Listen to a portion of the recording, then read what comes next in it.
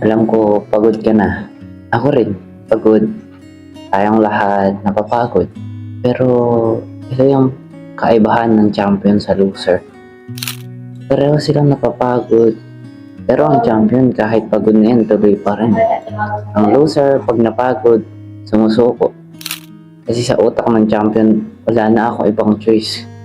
Hindi na ako pwedeng bumalik sa dati. Sa luma kong sarili, sa luma kong lifestyle.